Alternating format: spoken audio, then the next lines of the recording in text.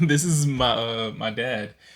Um, I lost my dad when I was about 14 years old. I'd say maybe a month or so after I turned 14. And once my dad had passed, I tried, filling that gap of having that strong male role model figure in my life, and going looking between cousins, uncles, and just any authoritative male figure that I felt like I could take things from, and I tried filling that father role with those men. And as time passed, like every time that I tried doing that,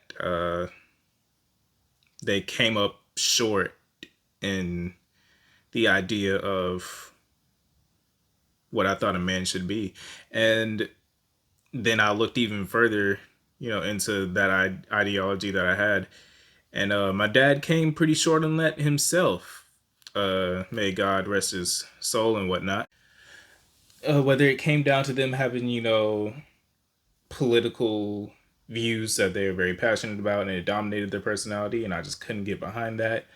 It could be how they manage their relationships, let alone their relationships with women. My dad being a good example of that, cheating on my mom and whatnot. Not to air his business out because he can't really defend himself, but uh, if he didn't want people to know about it, he shouldn't have done it. So, and I'm saying all this to say that you, you young man who is probably watching this or whatever, you idolize a loser. I've had this whiteboard, some time, and I never really made use of it. So I guess we could try that today. Um, let's take good old Kanye, my favorite artist like ever, honestly. Love Kanye's music, and a lot of the stuff that he's said in the media in the past and all that. I was able to defend and support. I saw where a lot of things that he was saying, had validity to it, and he was being very misunderstood by the general public. And I felt like I could really understand him.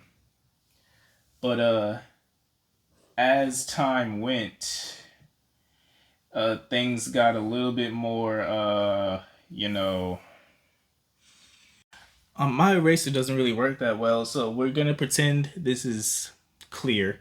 Um, Another example of someone that a lot of young men were, following after. And I honestly feel like, it was justified to a certain extent. Andrew Tate. Um, a lot of people saw his movement and stuff to be very misogynist and toxic and destructive to a lot of young men. And I more so saw that for young men who are already losers. Um, if you aren't a loser, then you wouldn't have taken his message the way that the more destructive ones did. But you know, as time passed, uh, am I doing this right? I don't know my shapes. Um, that's not you know trafficking. You know what I'm trying to say. You know what I'm trying to say. I can't draw, but maybe there are people who like wanted to be R&B singers when they grew up, and they're like, "Oh, R. Kelly, he's one of the best to ever do it." And then you learn a little more about R. Kelly, and then, well, oh no, that's not good. Now, I'm not saying that these aren't talented young men who have added positive things to society with whether it's the art that they created or the things that they've done with their platform. But I'm more so saying all of this to say that there's no man on this earth that is like worthy of dying on a hill for. You know what I'm saying?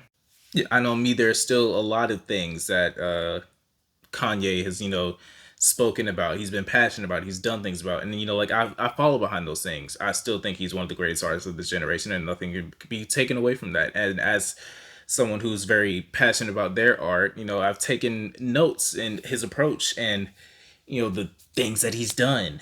I can say the same about Andrew Tate. There's a lot of things about him that like I feel like a lot of nearly all young men could really be like benefiting from.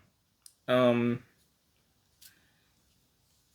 I really don't know why I used R. Kelly as an example, but like hear me out. The only thing that really makes humans different from animals is our ability to think rationally, and because of that ability, we are able to diversify ourselves like so much. And a lot of times we like to generalize things, put ourselves into certain groups, and fall under other people because that just makes life easier for us in a way. But at the end of the day, you can't do that for yourself as an individual because you're going to downplay yourself and you're going to downplay the things that you are capable of.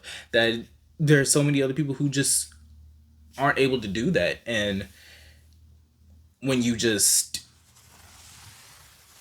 take influence to that level, you know what I'm saying? It takes away from you as a person and your uniqueness.